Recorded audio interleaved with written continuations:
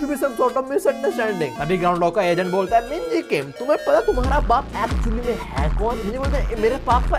क्या मतलब आपकी इस बात का? वो एक नॉर्मल डैड की तरह है और क्या उन्होंने कुछ करा है क्या? ग्राउंड डॉग मिंजी की बात समझ आता है कि भाई इस लड़की को कुछ नहीं आइडिया कि इसका बाप क्या तोप है, तो let me help. Ground dog mic लेता है, बोलता है लड़की मेरी बात सुन, तेरा बाप एक स्पाई है और छोटा मोटा नहीं एक बहुत बड़ा स्पाई। ग्राउंड डॉग का जो लौंडा वो तो मना कर होता है कि आप सच मत बताओ इसको, बट ये साला थोड़ा हिला हुआ है ग्राउंड डॉग, जो मन करता है वही करता है। ये जो भी काफी कुछ बता देता है, तेरे बाप से बहुत सारी कंट्री डरती हैं और स्पेशली उसके अगेंस्ट बहुत सारी फोर्सेस डेवलप कर रखी हैं, जिस वजह से ही always stay low end of the radar. उसकी छोटी मोटी हरकतों से नॉर्थ कोरिया के स्पाइस तक एक्टिव हो जाते हैं। तो तू समझ पा रही है तेरा बाप कितना इन्फ्लुएंशियल इंसान है, साथ में बहुत सारे मैटर्स में इन्वॉल्व है और इन चीजों के अंदर हम पॉलिटिकल हेल्प भी नहीं ले सकते। So in short your dad was not supposed to make a move but he did. और मुझे समझ नहीं आ रहा क्यों पिछले 19 साल से he was holding back, but एकदम से पागल हो चुका है वो इंसान। What he is been doing these days isn't a laughing matter. अच्छा मुझे बता तूने वो जियोंग का सेशन का नाम सुना है? लग रहा है तेरा बाप का कुछ मैटर है उनके साथ। नाउ मिंजी नोस क्या सीन था, आई मीन उसकी वजह से सीन शुरू हुआ था। तो मिंजी ग्राउंड को बताती है वेल एक्चुअली हमारी छोटी सी लड़ाई हुई थी, जो उस कंपनी का मालिक है चेयरमैन जो उसकी बेटी मेरे को हेट करती है, तो हमारी बसट शुरू हुई जिस वजह से वो बंदा जो 19 साल से होल्ड बैक कर रहा था वो अनलीश हो गया। ग्राउंड को जब ये पूरी बात समझ आते हैं फिर फट जाता है। बोलते मतलब तुम बोल रहे हो एक बंदा जिसको कोई मूव नहीं करना चाहिए था, जिसको अपनी नॉर्मल लाइफ जीनी चाहिए थी, वो बस एक्शन में आया बच्चों की लड़ाई की वजह से? मिंजी बोलते हैं कोड 66 पहले मुझे बता तो कोड 66 क्या है ये? ग्राउंड का जवाब तो नहीं देता पर बोलता अगर सही में ये रीजन है कि कोड 66 इस वजह से वापस एक्शन में आया तो मैं उसे माफ नहीं करने वाला। तब मैनेजर किम पे शिफ्ट होते हैं और उनके हाथ कुछ डॉक्यूमेंट लग गए हैं जो मिलिट्री की सिक्योरिटी के रिगार्डिंग है and those were supposed to be confidential. Well